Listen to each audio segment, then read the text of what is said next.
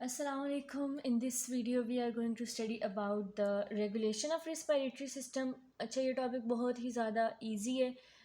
थोड़ा हमें कॉम्प्लिकेटेड लग रहा होता है, बट अगर आपको समझ आ गई तो it's very easy. So basically ऐसा होता है ना कि हमारा जो भी रिस्पायरेटरी सिस्टम है वो इन्हेलेशन कर रहा है, एक्सहेलेशन कर रहा है, इतने सारे प्रोसेसेस उसमें चल रहे हैं. पल्मनरी ब्लड आ रहा है, जा रहा है. इन सब चीज़ों को कोई ना कोई रेगुलेट करने वाला भी होगा. जाहिर सी बात है, हर चीज़ का कोई ना कोई कंट्रोल सिस्टम तो होता है. तो इस सारे सिस्टम के कंट्रोल को हम जो है इस वीडियो में स्टडी करेंगे.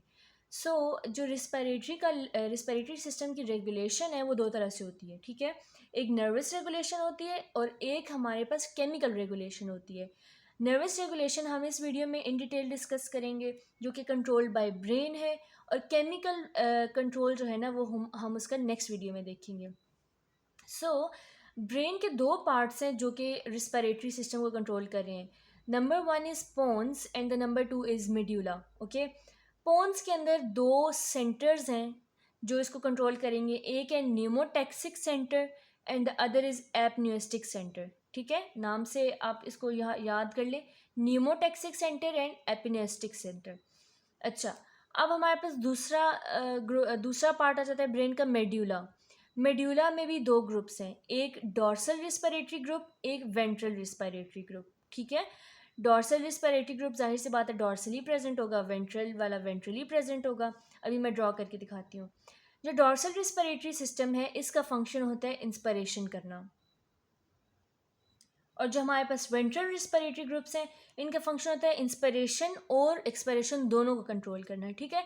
अच्छा, इनकी पोजीशन अगर आप देखें ना, तो वेंट्रल जो ग्रुप है वो जाहिर सी बात है वेंट्रली प्रेजेंट होगा बॉडी के, मतलब ब्रेन के एंटीरियर साइड पे. ठीक है, और डॉर्सल वाला बैक साइड पे होगा तो पोस्टीरियरली चला जाएगा. ठीक है, और जो न्यूमोटैक्सिक सेंटर है ये ऊपर पोन्स में होता है, पोन्स में पहले ऊपर ये होगा और एपन्यूस्टिक इससे नीचे होगा. ठीक है, तो इस तरह की इसकी पोजीशन बनती है. आगे डायग्राम में मैं इन डिटेल आपको बना के दिखाती हूँ. अच्छा, अब जो न्यूमोटैक्सिक सेंटर है ना, इसका फंक्शन होता है कि ये इंस्पिरेशन को लिमिट कर रहा है, इंस्पिरेशन को कंट्रोल कर रहा है, इस सेंस में कि डेप्थ रिस्पिरेशन की मैनेज करे. ठीक है, उस रिस्पिरेशन की डेप्थ को कंट्रोल करे, कितना डीपली हमने इनहेल करना है या कितना शैलो इनहेलेशन करनी है हमने. ठीक है, तो ये क्या कर रहा होता है, इंस्पिरेशन को लिमिट कर रहा होता है, उसकी डेप्थ कंट्रोल कर रहा होता है. ठीक है, ये बात आप लोगों को समझ आ गई. उसके बाद हमारे पास जो एपन्यूस्टिक सेंटर है इसका भी कोई ना कोई काम तो होगा. तो इसका काम है कि ये जो इंस्पिरेटरी सेंटर है ना, जो भी हमारे पास डॉर्सल रिस्पिरेटरी ग्रुप है उसके अंदर जो रिस्पिरेटरी सिस्टम्स हैं उनको ये एपन्यूस्टिक सेंटर जाके एक्साइट करते हैं. ठीक है, और अगर हमने प्रोलॉन्ग इंस्पिरेशन करनी है तो ये हेल्प करता है. तो ये क्या करता है, ये जाके डॉर्सल रिस्पिरेटरी ग्रुप को एक्साइट करता है और प्रोलॉन्ग्ड इन्हेलेशन के टाइम पे हेल्प करता है, प्रोलॉन्ग्ड इन्हेलेशन. ठीक है, ये बात आप लोगों को समझ आ गई. अभी हम नेक्स्ट जो है इनके फंक्शंस को इन डिटेल देखते हैं. अच्छा, ये हमारे पास ड्रॉ करके दिखाया हुआ है. ये ऊपर वाला पार्ट जो है ना ये हमारे पास पोन्स है, और जो नीचे वाला पार्ट है ये हमारे पास मेड्यूला है. ठीक है, और ये नीचे फिर आगे ब्रेन स्टेम है, जैसे आगे से स्पाइनल कॉर्ड शुरू हो जाती है. ओके, सो जैसे मैंने बताया अभी पहले कि डॉर्सल और वेंट्रल ग्रुप्स जो हैं जो कि हमारे पास मेडुला के पार्ट हैं, उसमें वेंट्रल ग्रुप, वेंट्रल मतलब एंटीरियर साइड है ये, तो एंटीरियरली प्रेजेंट होगा, और डॉर्सल ग्रुप पीछे वाली साइड पे पोस्टीरियरली प्रेजेंट होगा. ठीक है, और अगर पोन्स के अंदर देखें तो पोन्स में ऊपर जो है सुपीरियरली न्यूमोटैक्सिक सेंटर्स हैं और नीचे साइड पे हमारे पास एपन्यूस्टिक सेंटर्स हैं. ओके, सो अभी हम वन बाय वन देखते हैं कि इन सारे सेंटर्स के क्या क्या फंक्शंस हैं. अच्छा, आप लोगों को ये बात तो पता है ना कि जो हमारे पास सिग्नल्स होते हैं वो किस तरह आते हैं. कोई भी फॉर एग्जांपल लंग्स हैं, लंग्स के अंदर कोई प्रॉब्लम हो गया है तो वो बाय अ नर्व ब्रेन को मैसेज भिजवाएगा. तो जिस नर्व के थ्रू वो मैसेज भिजवाता है उसको एफरेंट नर्व कहते हैं, और ब्रेन एज अ रिजल्ट अपना मैसेज जो भिजवाता है अफेक्टेड मसल्स को वो थ्रू इफरेंट नर्व भिजवाते हैं. ठीक है. अच्छा, तो हम सबसे पहले बात करते हैं डॉर्सल ग्रुप जो कि मिड्यूला का पार्ट है. जितने भी ये ग्रुप्स हैं ना इनके अंदर कुछ न्यूक्लियस है. ठीक है, वो न्यूक्लियस इस पूरे प्रोसेस को कंट्रोल कर रहे हैं. हमें पता है कि कोई भी प्रोसेस है वो कोई ब्रेन उसको कंट्रोल कर रहा होगा, तो न्यूक्लियस के अंदर ये हमारा डीएनए होता है, तो न्यूक्लियस इसको बेसिकली कंट्रोल कर रहा होता है. जो हमारे पास डॉर्सल रिस्पिरेटरी सिस्टम है इसको कंट्रोल करने के लिए हमारे पास इसके अंदर होते हैं न्यूक्लियस ट्रैक्टस सॉलिटेरियस। ठीक है, तो ये न्यूक्लियस है हमारा डॉर्सल ग्रुप के अंदर, जो कि इसको कंट्रोल कर रहा होता है। ओके, अच्छा, अब इसका काम क्या होता है ना कि ये अपना सिग्नल किसको भिजवाता है, ये अपना सिग्नल भिजवाता है डायाफ्राम को। डायाफ्राम को ये कंट्रोल कर रहा होता है। ड्यूरिंग इंस्पिरेशन ये डायाफ्राम को बता रहा होता है कि तुमने रिलैक्स करना है, कॉन्ट्रैक्ट करना है, जो भी करना है। डायाफ्राम की मूवमेंट जो है ना वो डॉर्सल ग्रुप से कंट्रोल कर रहा होता है थ्रू न्यूक्लियस ट्रैक्टस सॉलिटेरियस। अब ये इसका इफरेंट पाथ के थ्रू डायाफ्राम को मैसेज चला जाता है, लेकिन इसके पास सेंसरी मैसेज कौन लेके आ रहा होता है? इसके पास जो सेंसरी मैसेज है वो हमारे पास दो नर्व्स लेके आ रही होती हैं, एक वेगस नर्व और एक ग्लोसोफिरिंजियल नर्व। ठीक है, ये बहुत ही इजी है, आई होप आप लोगों को इजीली समझ आ जाए। तो वेगस नर्व और ग्लोसोफिरिंजियल नर्व सेंसरी मैसेज लेके आती हैं nucleus tractus solitarius of the dorsal group of medulla, और वो एज अ रिजल्ट मैसेज अपना भेजता है डायाफ्राम के पास, और थ्रू उसकी अपनी जो नर्व है फ्रेनिक नर्व के थ्रू वो अपना मैसेज डायाफ्राम के पास लेके जाता है।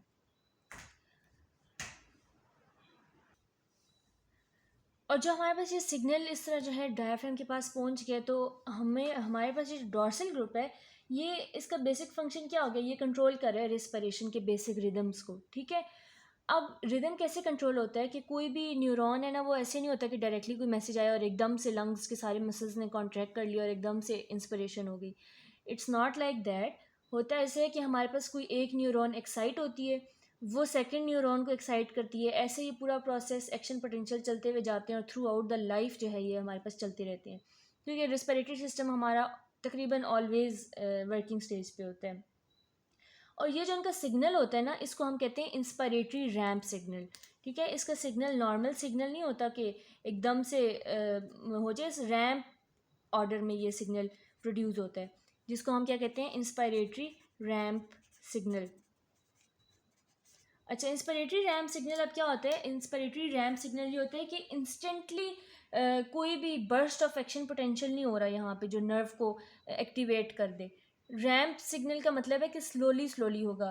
ठीक है, तो स्लोली कैसे होता है कि सिग्नल बहुत वीकली जो है ना वो स्टार्ट होता है रैम्प फैशन के अंदर। रैम्प फैशन होता है कि एक स्लो कॉन्टीन्यूस फैशन। ठीक है, रैम्प फैशन में वो स्टार्ट होता है और 2 सेकंड के लिए जो है ना वो नॉर्मल इन रिस्पिरेशन के प्रोसेस को स्टार्ट करता है। जब वो स्टार्ट करेगा तो आहिस्ता आहिस्ता क्या होना शुरू हो जाएगा, जो हमारे पास इंस्पायरेटरी मसल्स हैं। ठीक है, इंस्पायरेटरी मसल्स हमारे पास कौन से होते हैं? इंटरकोस्टल मसल्स हैं, डायफ्राम है, जो भी है। इंस्पायरेटरी मसल्स आराम से क्या होना शुरू हो जाते हैं, कॉन्ट्रैक्ट होना शुरू हो जाते हैं आफ्टर 2 सेकेंड्स।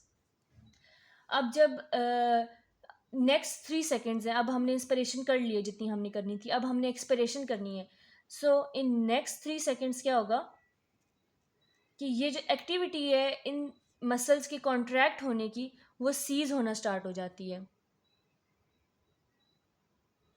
ठीक है, वो एक्टिविटी हमारे पास नेक्स्ट 3 सेकेंड्स में सीज होना स्टार्ट हो जाएगी, और वो क्या कर देंगे, जो हमारे इंस्पिरेटरी मसल पहले कॉन्ट्रैक्ट हो रहे थे, एक्साइट हो रहे थे, अब ये उनको टर्न ऑफ कर देगा और उसको रिलैक्सेशन की तरफ ले आएगा।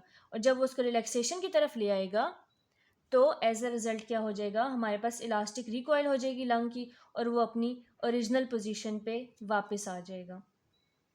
ठीक है, तो हमारे पास ये इंस्पिरेटरी रैम्प सिग्नल कैसे जनरेट हुआ? पहले वीक सिग्नल जनरेट होता है। ठीक है, उसके बाद वो इंस्पिरेटरी मसल्स को कॉन्ट्रैक्ट करता है, और जब टाइम उसका पूरा हो जाता है इंस्पिरेशन का, उसके बाद वो सिग्नल टर्न ऑफ हो जाएगा और मसल जो है रिलैक्सेशन की तरफ जाते हैं और इलास्टिक रिकॉयल हो जाता है। तो इस इंस्पायरेटरी रैम्प की सिग्निफिकेंस क्या होगी, ये क्यों, इसका हमारे पास क्या फ़ायदा है कि ये रैम्प सिग्नल स्लोली डेवलप होता है और फिर स्लोली स्लोली ख़त्म होता है? तो उसका फ़ायदा ये है कि हमारे पास जो जितना भी रिस्पिरेटरी प्रोसेस है ना, ये एक कंट्रोल्ड मैनर में और एक कंट्रोल रेट से जो है ना इंक्रीज़ कर रहा होता है। ठीक है, ऐसा नहीं होता कि एब्रप्टली चेंजेस आएँ, एब्रप्टली इंक्रीज़ करें और डिक्रीज़ करें। तो इसलिए जब हम हैवी ब्रीदिंग भी कर रहे हों तो एकदम से फिर जो रैम्प सिग्नल है वो कंट्रोल वे में एकदम अगर उसको चेंज करना पड़े इंस्पिरेशन करनी पड़े तो उसके लिए पॉसिबल हो, क्योंकि हर वक्त भी अगर अगर हर वक्त ही इतने रैपिड मैनर में ये सिग्नल काम कर रहे होंगे, तो अगर हमें एकदम से डीप ब्रीदिंग करनी पड़ जाएगी, एकदम से हमें ज़्यादा रैपिडली ब्रीदिंग करनी पड़ेगी, तो हम नहीं कर पाएंगे। तो रैम सिग्नल का ये फ़ायदा है कि नॉर्मली ये कंट्रोल वे में इसको कंट्रोल कर रही होती है, लेकिन जब अगर हमें डीप ब्रीदिंग करनी पड़े या रैपिड ब्रीदिंग करनी पड़े, तो ये रैम सिग्नल अपने कंट्रोल और अपनी स्पीड को चेंज कर सकें। सेकेंडली, ये लिमिटिंग पॉइंट जो है वो एक हमारा बना के रखते हैं, ताकि एक अगर सडनली हम सीज़ करें, सिग्नल को ख़त्म करें, तो हम इजीली जो है इस सिस्टम रैम सिग्नल को कंट्रोल करके उसको स्टॉप कर सकें। और इसका एक और फ़ायदा ये भी है कि ये इंस्पायरेटरी गैस जो है ना वो नहीं करना देता, कि एकदम से ज़्यादा ब्रीदिंग हो जाए और बॉडी नॉर्मल ना रहे, तो ये रैम सिग्नल हमें उससे भी बचाता है, क्योंकि ये स्लो सिग्नल होता है। और आखिरी चीज़ ये कि ये स्टेडी स्टेट को जो है वो कायम करके रखता है। So that was all about RAM signal. अब हम वापस चलते हैं अपने सेंटर्स की तरफ। अच्छा, डॉर्सल ग्रुप हमने डिस्कस कर दिया था, अब हम वेंट्रल ग्रुप को डिस्कस करते हैं। जिस तरह डॉर्सल ग्रुप को कंट्रोल करने के लिए हमारे पास न्यूक्लियस जो था उसका वो न्यूक्लियस ट्रैक्टस सॉलिटेरियस था, लेकिन वेंट्रल ग्रुप्स को कंट्रोल करने के लिए हमारे पास जो न्यूक्लियस होते हैं वो दो तरह के होते हैं। एक है हमारे पास न्यूक्लियस एम्बिगस, एम्बिगस जो भी इसको कहते हैं, ठीक है, और सेकेंडली हमारे पास होता है न्यूक्लियस रिट्रो एम्बिगस। ये दो जो हैं हमारे पास कंट्रोल न्यूक्लियस होते हैं जो कि वेंट्रल ग्रुप में प्रेजेंट होते हैं। अच्छा, वेंट्रल ग्रुप जैसे मैंने बताया वेंट्रल साइड पे है, इंस्पिरेशन भी कर रहा होता है और एक्सपायरेशन भी कर रहा होता है, लेकिन ये जो है ना नॉर्मली इनएक्टिव फॉर्म में पड़ा हुआ होता है, ठीक है, नॉर्मली इनएक्टिव फॉर्म में ये पड़ा हुआ होता है क्वाइट इंस्पायरेशन जब हम कर रहे होते हैं, और ये सिर्फ तब एक्टिव होता है जब हमने फोर्सफुल एक्सपायरेशन करनी हो, ठीक है। जब फोर्सफुल एक्सपायरेशन करनी होगी उस टाइम पे हमारे पास वेंट्रल ग्रुप्स जो है वो अपना एक्शन स्टार्ट कर देते हैं, लेकिन अगर नॉर्मल ब्रीदिंग करनी है तो न्यूक्लियस ट्रैक्टस सॉलिटेरियस जो है वो अपना काम करता है। सो ये हमारे पास दो जो हैं मेडुला के सेंटर्स थे। अब हम बात करेंगे about the two centres of the पोन्स।